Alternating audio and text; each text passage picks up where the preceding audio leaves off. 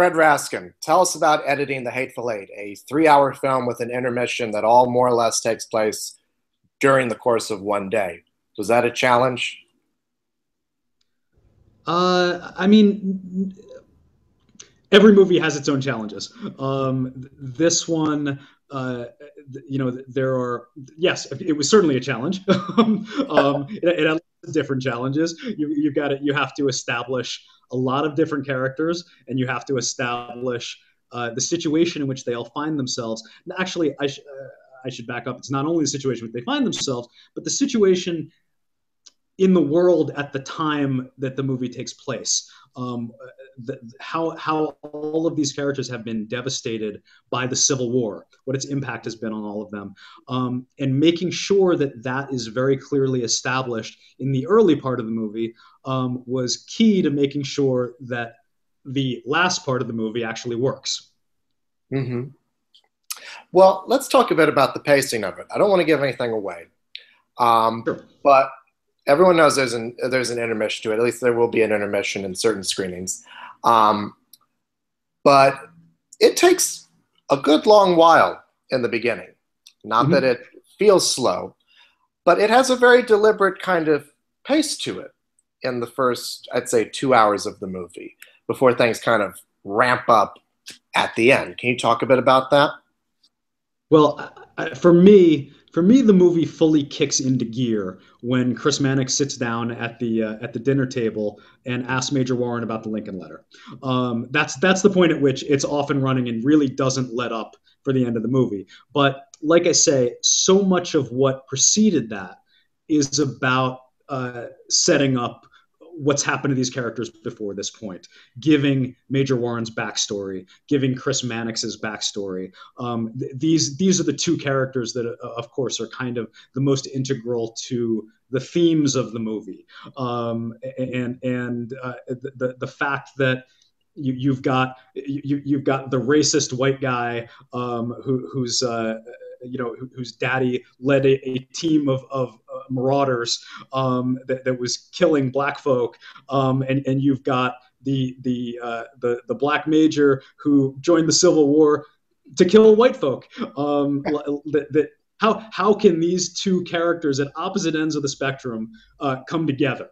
And the movie doesn't work if we don't see where they're coming from at the beginning. So that's what much of the early part of the movie is really about, setting that all up. Right, and it's also it's reminiscent of a lot of obviously spaghetti westerns. We know are a big influence on Tarantino, Sergio Leone. It has a feeling of classicism to it. So was that a big influence in the pacing of it as well? It's funny. I feel like the pace of a Tarantino movie is dictated by the footage that he's shot and the screenplay that he's written. I'm not going to say that there aren't. Obviously, we definitely cut some stuff out. I generally boil everything down to story, character, atmosphere. If something in the movie is not contributing to one of those three things, it probably isn't necessary. And so there were a number of things that we jettisoned. And Quentin kind of had an idea early on when he came into the editing room. He's like, so this whole business, none of this is actually going to be in the movie. I had been assembling it as we were shooting, so I had it all put together. The finished movie is something in the realm of 40 minutes shorter than what my first assembly was, because there were certain things that Quentin knew, this stuff isn't actually going to make the movie. And then there were other things that we found along the way. Oh, this is a repeated beat. We kind of got this already. Some of it you've seen in some early trailers. There are some things you saw in the trailers that aren't in the finished movie, because we realized along the way, this isn't actually necessary. So it was just really about getting rid of as much that we didn't need as possible, that without losing any of the essence of who these characters are, and what was key to developing the mystery of the movie that presents itself in the second act. Right. I wonder if you could talk a bit more about just working with Tarantino in general. I mean, you've worked on a few of his films, and Django was the first film that you were the lead editor on. So what's that collaboration like? Um, sorry, you're lagging behind your voice. It's thrilling. I mean, I remember going to see Reservoir Dogs when I was in college with a few of my closest friends, and coming out of that theater and thinking, wow, like this is the new voice of American cinema. I mean, it was so exciting, and so getting the opportunity to work with a legendary filmmaker who I have such respect for. I mean, I was pinching myself on a daily basis, getting to make a contribution to his movie. I mean, it's really kind of a dream. But working with him, this is what it's like working with him. We spend about 70% of our day focused on the task at hand, and 30% talking about movies. Because this is a great love for all of us, and I think that's part of why we're working together. Is I think he understands how passionate I am about filmmaking and about movies, and he obviously, if you ever want to feel like you don't know anything about movies, have a conversation with Quentin Tarantino. But Yeah. but it's, I mean, it's really a joy. He's incredibly open to different ideas, and I think he can do that because he wrote the screenplay, he directed the movie, so he can have a huge hand in shaping it, because he had such a huge hand at the beginning, like shaping it in the editorial process. Mm-hmm. Uh, so he's really open to, like, oh, let's try a restructure. Let's see what happens when we move this around. What if we put this here? And ultimately, obviously, I think that the product is better for it, because he's not precious. He's open to trying a lot of different ideas, and he's very encouraging to me when I'm working on my own. Like, yeah, just do your thing. See what you come up with. Like, and the truth is, half the time I'll come up with a terrible idea that is never going to be seen. But the other half, like, there'll be something. Oh, that was kind of neat. I hadn't thought about that. Like, so yeah, I mean, it's a really good collaboration.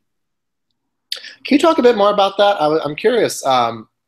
With this film, you talked about restructuring things and moving things around a little bit. I wonder if there's any specific examples that you could give us of something that you changed that was in the original script, or you saw something wasn't quite working.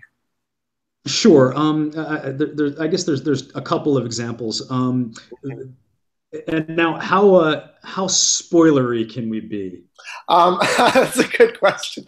I would say gingerly. Yeah, you don't have to reveal anything that's a big spoiler, or I could just put a spoiler alert at the beginning of the interview. Well, okay, so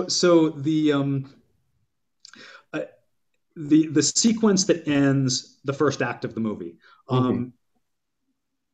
it plays out as does the beginning of the second act. It plays out as it was in the script, but one of the things that we tried was incorporating the poisoning of the coffee into the sequence where Major Warren has his confrontation with General Smithers, having them in the background while the coffee is poisoned, getting that at the end of Act One, so that the audience knows where we're going in Act Two.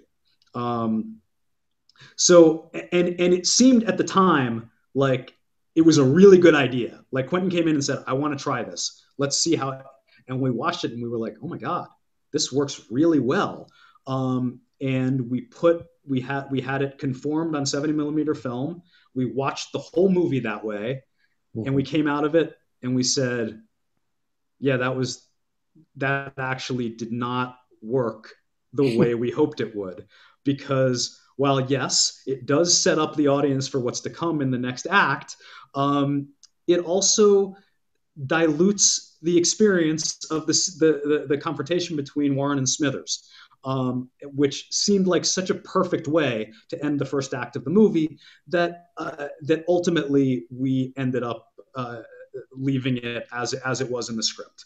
But we walked out of that screening saying, you know what? It didn't fully work, but I'm really glad we tried it. And it's kind of having that attitude that, you know, helped us to make the movie as good as it could be. I think another example that I can cite is at the, well, actually, nah, you know what? It's going to be too spoilery. We should probably just stick with that. Well, I'll run into you sometime and I'll ask you about it.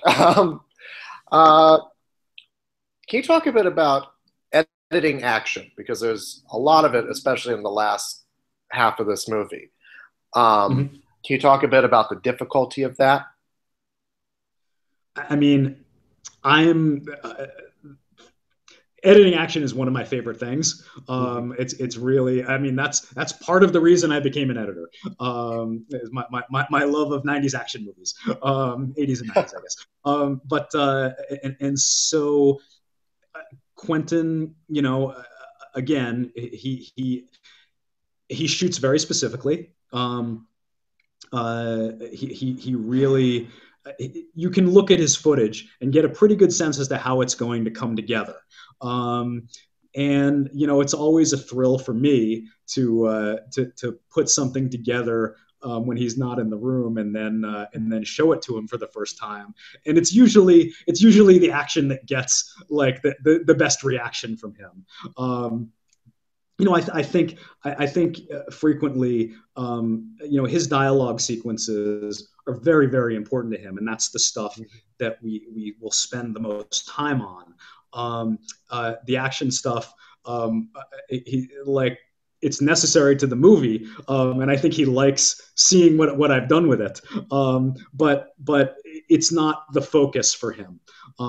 He does a great job with the stuff though, so I have a lot of fun working with the material, and incorporating, like, sound effects are really important to that. You got to make sure that everything's in there, because I find more than any other type of sequence, if you don't have your sound effects in, you can't actually know how something is really playing with action. And then the music as well is always so important in his movies. And this has got a great score and some anachronistic song choices as well, as his trademark. Can you talk about seeing it with that great score in it for the first time? Yeah, well, so the way Morricone wrote the score was he'd read the script. He actually did not write the score to picture. There's one scene in the movie, the last scene in the movie was scored to picture, but everything else was written just based on the script. He talked to Quentin. He said, you know, I've got some ideas in my head. I think I've got about 10 minutes worth of music for you.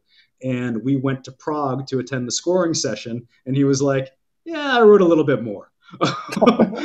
And so, I mean, this was, talk about a once in a lifetime experience. I sat on a scoring stage behind Quentin Tarantino and Ennio Morricone as the orchestra is playing Morricone's score, and he's literally like following along. Morricone is following along with his handwritten pages of music, and he'll hear something that the orchestra is doing that's not quite right, and he'll stop them and he'll sing it into the microphone. No, you've got to do it like this. And I could see at that time Quentin hearing the music, and kind of the wheels were turning, like, what scene is this going to work best for? How are we going to use this?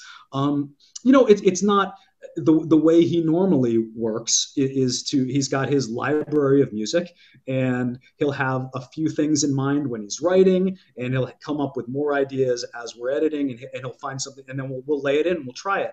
And so we did the same thing this time around. We just had a full Ennio Morricone score from which to work. Mm-hmm. Well, thank you so much, and congratulations on the film. Really outstanding work. Oh, thank you. My pleasure. Thank you. Nice talking to you. Have a good day. You too. Thanks, Les. Bye. You're welcome.